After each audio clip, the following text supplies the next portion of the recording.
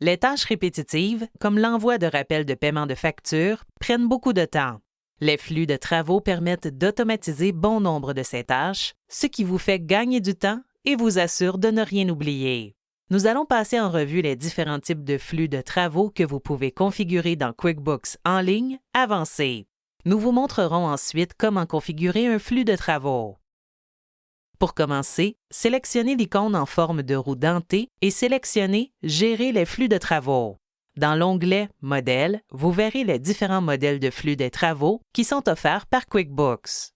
Vous pouvez configurer un flux de travaux pour vous rappeler, à vous et à votre équipe, de payer les factures de fournisseurs qui sont sur le point d'arriver à échéance.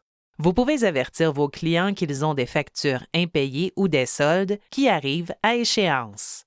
Un rappel pour l'enregistrement des dépôts bancaires vous aide à suivre de près votre comptabilité et réduit le risque d'enregistrer de nouveau un dépôt lorsqu'il est téléchargé. Vous pouvez configurer QuickBooks afin de vous rappeler, à vous ou à votre équipe, d'envoyer les factures non envoyées aux clients. QuickBooks vous offre de nombreux autres modèles de flux de travaux afin de vous aider dans vos opérations. Choisissez le flux de travaux que vous voulez configurer. Sélectionnez « Créer ». Vous pouvez ensuite créer le flux de travaux en utilisant des actions et des conditions. Voici ce qui arrivera si cela se produit. Dans cet exemple, nous avons mis en place un flux de travaux pour informer notre client qu'un paiement doit être effectué. Donnez un nom à votre flux de travaux.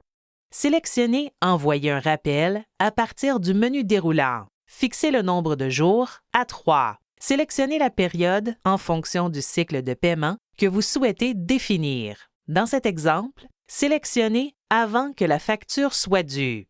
Vous pouvez également choisir d'envoyer un rappel par courriel à votre client. Veuillez noter que QuickBooks enverra le message à l'adresse courriel que vous lui avez associée. Vous pouvez personnaliser l'objet et le message du courriel selon vos besoins. Maintenant que vous avez configuré les actions requises pour le flux de travaux, il est temps d'indiquer à QuickBooks les conditions qui déclenchent le rappel automatique. Dans le menu déroulant, sélectionnez « État du paiement de la facture à payer » et choisissez « Impayé ». Vous pouvez ajouter d'autres conditions pour votre flux de travaux ici. Si vous changez d'avis à propos d'une condition, sélectionnez la corbeille pour la supprimer. Une fois que vous aurez vérifié les actions et les conditions nécessaires pour déclencher votre flux de travaux, sélectionnez « Enregistrer » et « Activer ». Vous êtes maintenant prêt à configurer votre propre flux de travaux.